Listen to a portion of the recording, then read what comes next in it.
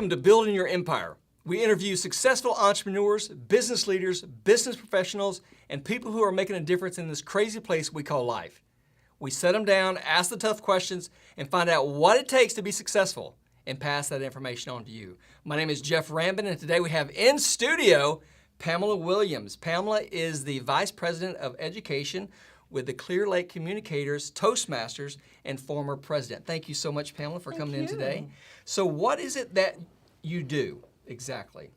In Toastmasters, what we do is help people improve their communication skills and their leadership skills. And so for an entrepreneur, why is communication so important? It's very important if you're an entrepreneur or if you're in any stage of life, because it's important for you to be able to get your point across, to be succinct, and to be understood. And it's important for you to return feedback to other people that you are speaking with. So whenever someone actually joins your branch, is that what you call it, branch? Or It's a club. It's a club, okay. So when they join your club, what would they be expecting to happen during that meeting?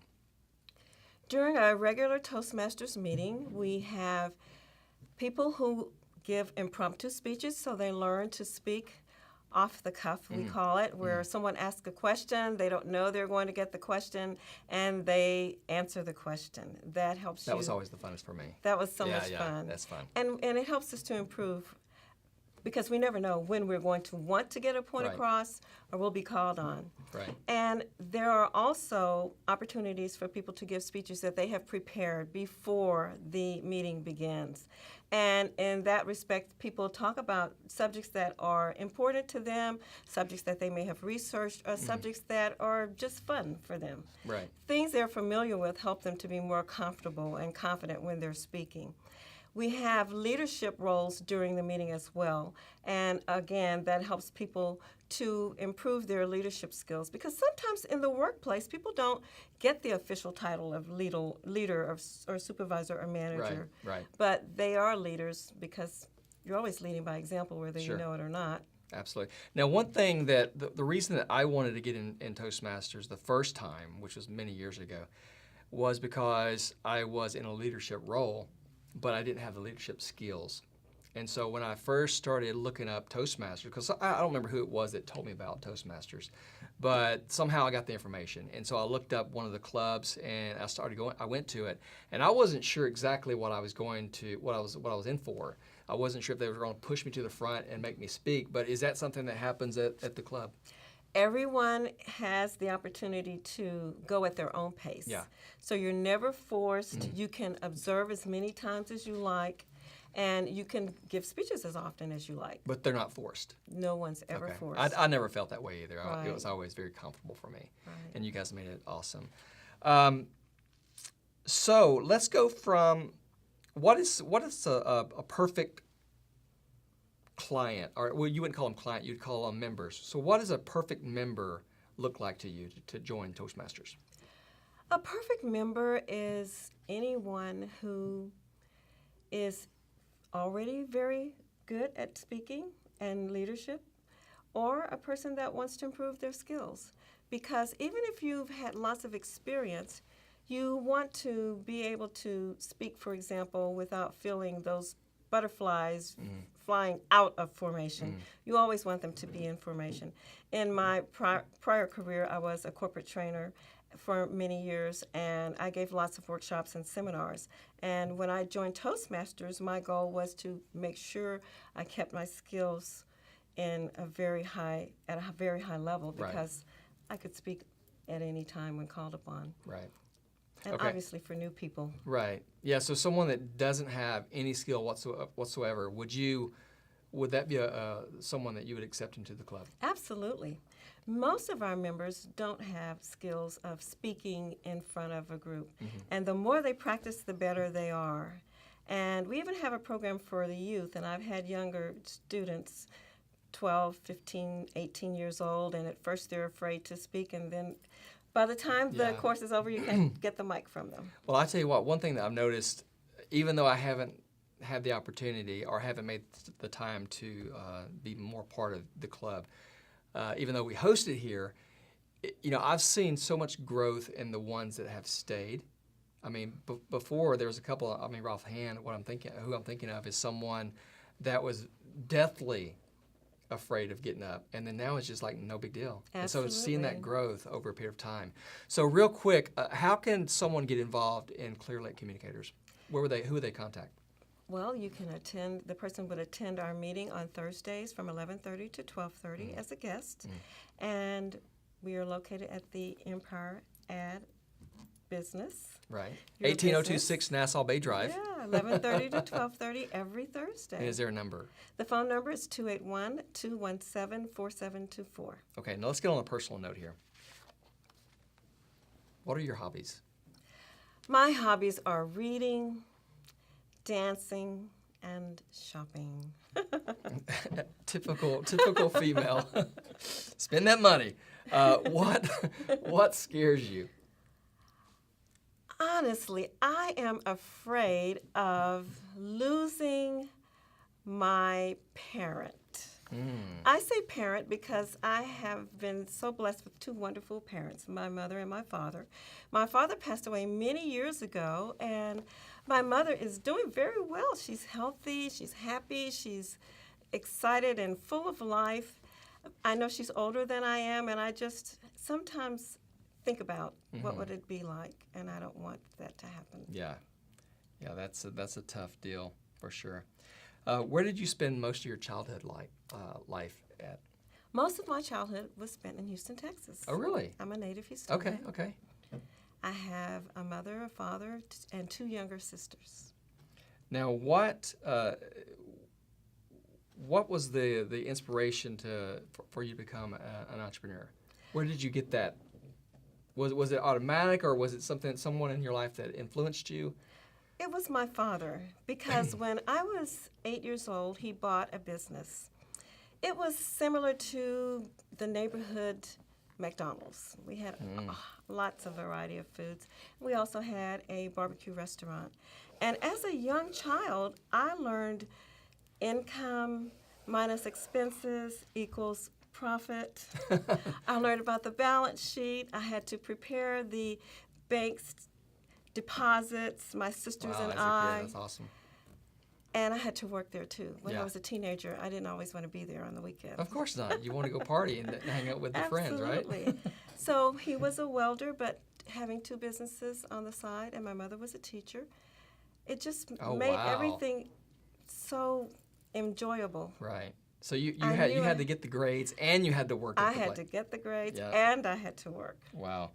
So what was your first job out of college? I'm assuming you went to college. I went to college. Okay. My degree is in accounting. Okay. And I worked for a CPA firm. I worked for Reliant Energy Oh, okay. as well. And how long did you work there? Many years. A couple. Awesome. And so what led you to, how did you get involved in Toastmasters? Going back to that real quick. While I was at Reliant Energy, my career changed from accounting to working in the corporate training department. Okay. I liked accounting, but I also liked interaction with people, and I wanted more interaction with people than with the numbers. Right. I interviewed for an opening they had in the training department, and I had to give a presentation. I have had experience speaking ever since I was a young child in our community, and when I found I could earn a living doing what I loved, I went for it. Now, whenever you left Reliant Energy, is that whenever you and your husband went out on your own? Yes. Okay. And so tell me about that. My husband has been an employee with ExxonMobil for many years, and while I was still at Reliant, actually, we started a business, and it was a restaurant Oh, okay. in the Clear Lake area. Did you tell me that before? I don't remember Yeah. that story. Okay. I'm sorry. Go ahead. Yeah, it was a sub shop. It was Okay. called Oh, that's right. One Stop Sub Shop. And it was because I had been in the restaurant business That's right. as a young child and throughout my formative years and college years and so on. And my husband decided he thought that would be a good idea for us to do as a partnership. Yeah. Yeah. As a previous restaurant owner, to me, that's just not a good choice. But for some people, it's great, and they do a great. They make a great living at it, and they love it. And I thought it was a great idea too, but it turned out not so good. So did it turn out not so good, or did it turn out really good for you? It turned out to be a wonderful experience because it's so exciting when you're starting your own business course. and you get it rolling. And normally it takes about 5 years for a business to break even. Yeah. And my husband couldn't hold out for 5 years because it was taking up too much time. Right. So we sold the business. Yeah. No, I totally get it. We were in business for a year, and I thought, I mean, I love my wife and stuff, but man, I tell you what, it was tough. Yes. Restaurant business is I mean, I respect people that own a restaurant because it's a tough business. So, I mean, whenever you were working for Reliant and then you guys decided to go into that, entrepreneur type of career path, what was that? Where did you get that desire from? I mean, what led you to that? I mean, I know you did the business whenever you were smaller, with your dad and stuff, but what brought that back up? I mean, Well, it never left me. My entire career, regardless of the job I had, I always had a business on the side. So when I was an accountant, I had a floral business on the side. I didn't know that. Yeah, and when Okay. I was a corporate trainer for Reliant, I had my corporate training business on the side where I had Multiple things individual going on. clients Gotcha. as well. Okay. So I've always wanted to own my own business, and when my husband got interested in doing the same, we chose that business. So I guess to dig deeper, you always wanted to. What does owning your own business do for you? It gives you a sense of accomplishment. You set goals. You work towards the goals. You have lots of opportunity to use your creative skills. You find out what works and you find out what doesn't. Quickly. You go through challenges and you come out the other side feeling sometimes very drained, and sometimes you can look back on those experiences and see how they made you grow. And in addition to us having that business, we still worked our full-time jobs at the same time. So we had managers running the business through the day. We were there in the evenings and on weekends, and sometimes during the day because we have flexible schedules. Right. People think that business owners, they have it made. They can, do their own schedule, which is true. They can do their own schedule as long as it's 18 hours a day. Absolutely. Right? They don't see the struggles and the pitfalls that we go through as business owners.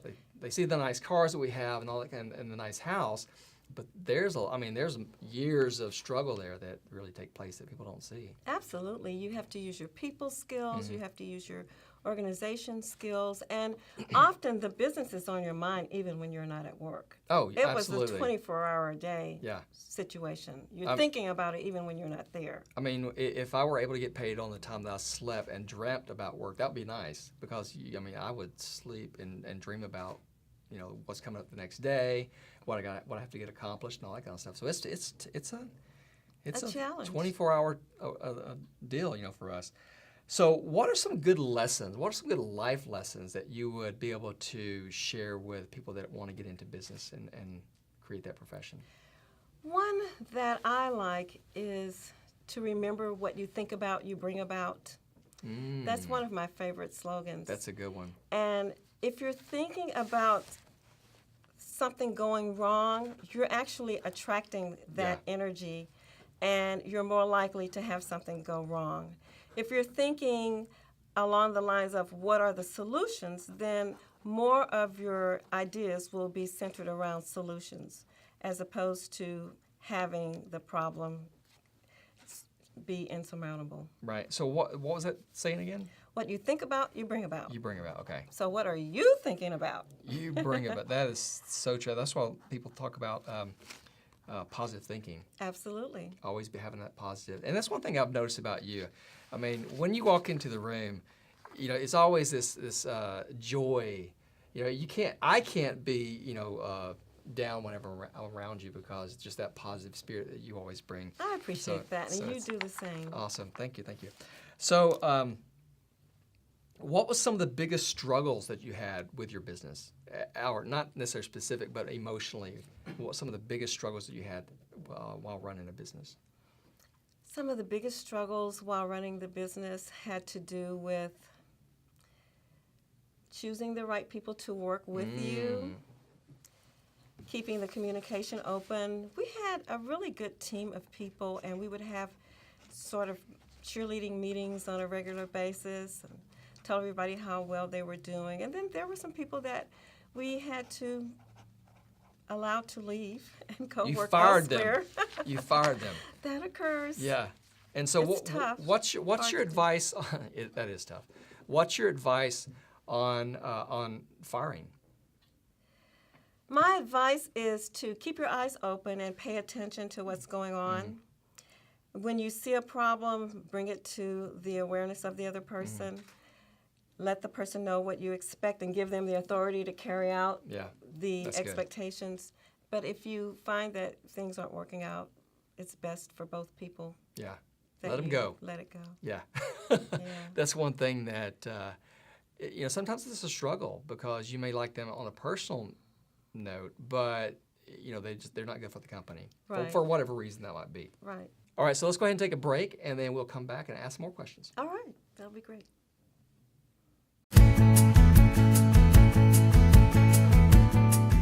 You work hard, so isn't it time you rewarded yourself with that new bed, sofa, or dining table? Don't wait another minute. Come on in to Value Furniture and Mattress and check out our new low prices on our wide selection of Ashley, Simmons, Coaster, FlexSteel, and Klausner. With no gimmicks, just great prices, we guarantee you'll leave satisfied. Check us out at valuefurnituretx.com or stop in to our Pasadena, Pearland, or Webster locations. And remember, at Value Furniture and Mattress, no gimmicks, just great prices. Welcome back to Building Your Empire. My name is Jeff Rambin, and today we have in studio Pamela Williams. Now, Pamela, if you could narrow it down to one thing, the one thing that made you who you are, what would that one thing be? More than one thing comes to mind, which would include my faith and my family and the belief that life is meant to be good. Very positive. I couldn't have said it better myself. What is your greatest achievement when it comes to life? My greatest achievement when it comes to life is, rather than think of one particular situation, I would say just going for the gold. Going for the gold. Going for the gold. Just finished up the Olympics. Yeah. Awesome. All right. What was the last book you read? The last book I read was a book called The Game of Life and How to Play It. And what's that about? It's by Florence Scovel Shinn, and the book is about looking at experiences in life as a game and recognizing that you can win the game. So is it more on life isn't so serious, or is it more of if you play it like a game, then you can see that you can actually win, or how would you sum it up? Well, she says the game includes things that people want. If you were to consider you were playing baseball, the basis would include things like health, wealth, love, and perfect self-expression. And perfect self-expression is doing what you love at the moment. It could be, maybe it is your work, maybe you're a housewife, maybe you're a mom, maybe you're a father, maybe you are a combination of things. Right. But whatever fits you at that moment, So enjoying that. So would you say it's almost a strategic planning to be successful? It's planning to be successful. It's also recognizing what you say to yourself, what you say to that's others. huge. It has to do with your words that you use and how you allow people to affect you. If they're negative in your space, gives you some ideas about what to do when you're in that situation. And recognizing also that you carry energy wherever you go, so you affect the environment as well. Now, like I said earlier, I always see you positive and smiling, glowing. But is there ever a time where you're just not feeling it? You're not. Yeah, I have those moments definitely when I just don't feel like. Sometimes I feel like being alone. Yeah. My husband and I both realize that it's important for everybody to have alone time. So sometimes he'll leave the house and I have the house to myself and vice versa. And sometimes I just want to have quiet time and relax, rest. Sometimes I'm in an angry mood. I go through all the You get emotions angry? that everybody does. Come on now. Yeah, I can be just as angry as I can be happy. Really? Wow, I can't see it. That's awesome. So how do you get yourself out of that whenever you're angry? I have lots of different techniques. Sometimes I feel like it's important to talk to the person that I'm angry with at the moment. Mm-hmm. Sometimes I feel like it's better to wait until I cool off a little bit. And see, that's me. I tell, whenever my wife and I get into a scuff, I say, we need some separation time. Mm-hmm. Yeah. Then I can think, because usually what happens is I say something I wish I wouldn't have said because I'm angry, Right. and so I need some separation time, and then we can come back and then logically think it through. So Yeah. for me, it's separation. Yeah. Right. I feel like once we talk things out, whether it's my husband or an associate, then I like to move on and not let things linger.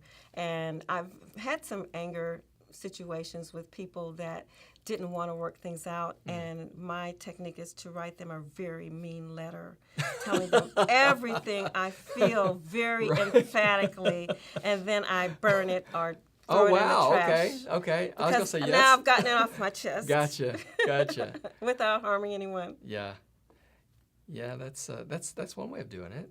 I know that whenever I go through a tough time, I usually think how to get me out of that is I usually think of, well, I really don't have it that bad because Yeah, right. someone may not even have a wife, or their wife may have Absolutely. passed away, or a car accident, or all these other kind of tragedies. So it makes me feel like, dude, you don't have a problem, Right. really. I use gratitude a lot. I Yeah. have a gratitude journal. I write things that I'm grateful for, and that helps me to snap out of it as well. Yeah, and sometimes nice smells pulls me out. We have a lot of fragrances, little candles and stuff. Absolutely. Quiet room. Right. Walking down the pathway on a forest or something. I mean, that's the park, or just Right. getting out and going for a swim. Absolutely. All those kind of things. Right. that One of the really, courses really I help. taught, one of the courses I teach on the side also is Feng Shui, Fengshui, Okay. and it's the art of placement, and it does have to do with all the things you mentioned, Mm-hmm. your environment, smells. You can actually go through a room and, like I said, change the energy just by spraying a fragrance, Right. clearing the air. It's true. Getting rid of clutter. Yeah, it's true. One thing that I've been I've given a lot of thought to is whenever you go to bed at nighttime and you've had a chance to really tell yourself how wonderful you are, how awesome life is, and all that kind of stuff. So you have this constant positive reinforcement throughout the day. But when you wake up in the morning, because you haven't had that positive reinforcement, you wake up feeling like, oh God, how am I going to tackle the day? And so you have to start off with something new, something fresh. Tell yourself, look at yourself in the mirror and say, you are good enough, you are great, you are attractive, you are smart, you are successful.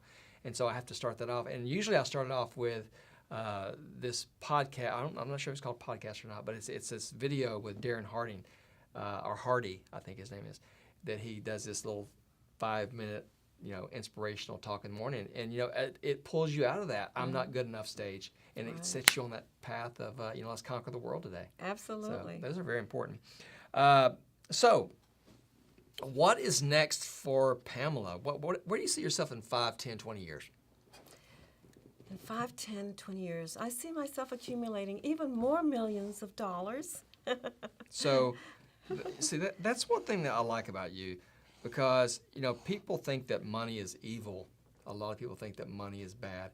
I think that you can help a lot of people when you have a lot of money. Absolutely. And people think that just because you've gained a lot of wealth that you must have screwed somebody over. And it's just not the case. I mean, you give someone a product or service and they're willing to spend money on, and over time, you've accumulated all this wealth to help other people. Right. And money's like oxygen and water. You gotta have it. Gotta have it. Gotta have it. It's not bad. It doesn't have.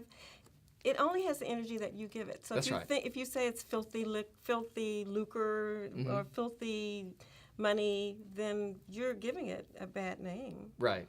So why would it want to be around you? If you No. say it's good, it's healthy, I'm Absolutely. doing it in a great way, I'm helping others as well as Absolutely. myself. Yeah, and you don't hear a lot of people say it because it's not politically correct, but everyone's thinking that I wish I had more money. I wish I had more money to help others. I wish I had more money to travel. I wish I had more money to because you want to be in a situation where if someone in your family needs something, that you're able to provide, because you can't help nobody when you're broke. That's right. So I have a goal poster. My husband and I, we have all kinds of things on it. We have wealth on there. We have that we're healthy. Vision board. We have family. Okay. Yeah, the vision board. So talk about that real quick. Well, why is that important? A vision board is important That's because good. we're always taking in things through our subconscious mind. We learn the words to a song just because we heard it over and over. Right. Well, when we pass by this vision board, which is a poster, and we have pictures of ourselves in healthy state. Right. We have sayings, quotations on there that help us to remember where we are and where we want to go, being in gratitude, as well as seeking opportunities, travel. We have pictures of vehicles that we want, homes that we want, family that we want to have around us, achieving things, good grades for students in your life, and all kinds of wonderful things. Whatever comes to mind, if you take a picture of it or you write it on the board, whenever you see it, your subconscious mind is taking that in to fight the battle against all the negative that is normally coming at you from society, TV, and so on. Right. And I'm glad you brought that up because, a lot of times you find these programs, these self-help programs and stuff like that on TV that talk about the vision board. And some people may believe that's all hokey-pokey kind of stuff. That's what I believed back in the day before I actually saw it work, that successful people don't really do that. But that is so true that they do that. They do. You're successful, and you absolutely do that. We're successful, and we absolutely do that. And we know lots of people that make lots of money that are successful in business that have the same thing. Now, I used to always think there's no one that's made it really does that, but it's not true. It is true. Absolutely. It's so true. Absolutely. Because as you were saying earlier, there are times when we feel low energy, and we can look at that board and remember, wow, I already checked that one off, and I checked that one off. I've done it before. I can do it again. Yeah. I can lift you. And it's fun. Absolutely. It's fun. It's a constant reminder when you go past that vision board. Oh, stay focused, because I guarantee you, if you watch the news and you watch all these things that are going, you can get unfocused quickly. Things are seeping in anyway. Yep. You may as well put what you want. Yeah. So very important. That's some good information. So what's next for you? What's your next big adventure? My next big adventure is to take lots of trips, vacation trips, help more people with their skills of communication and leadership. I love working with young people. I love being a mentor. I've mentored lots of people of many ages on lots of different issues. And some people are still coming to me, and I learn from them as well as having them learn from me. And it's such a good feeling when you know something and you can give it. Yeah. People can use it or not use it. Sometimes it's their choice. Sometimes you're planting the seed, and the seed grows later on. It may not grow right now, but you've implanted something positive. Yeah, absolutely. Now, if there were no limits, gravity, whatever, no limit whatsoever, what would you do? If there were no limits, I would actually manufacture some of the products I have on my list, and I would market them and be very, very, very successful. Awesome. Okay.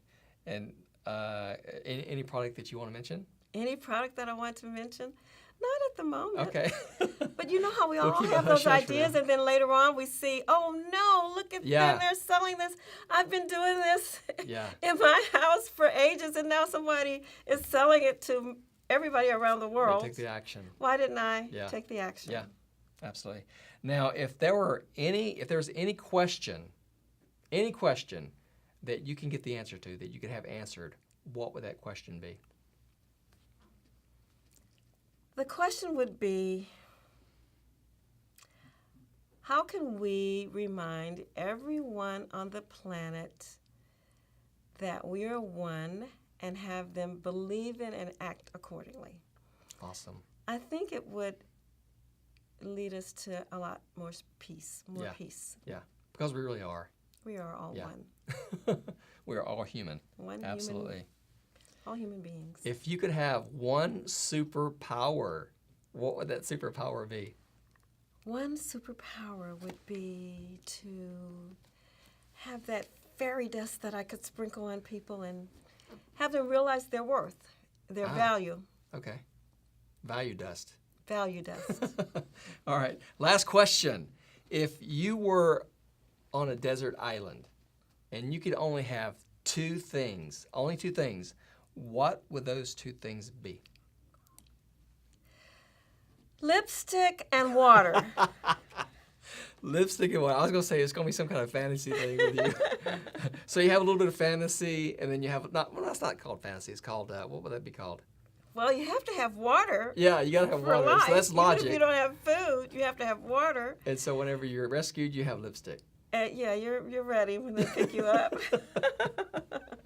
All right. Well, It that lifts concludes your mind, your energy. any words of wisdom, anything else that you want to share with us? My words of wisdom are focus on the good things and realize what you think about, you bring about. Good Choose information. wisely. Absolutely. Be sure to like, subscribe, and check us out on our website at empiread.com. And we will see you next week.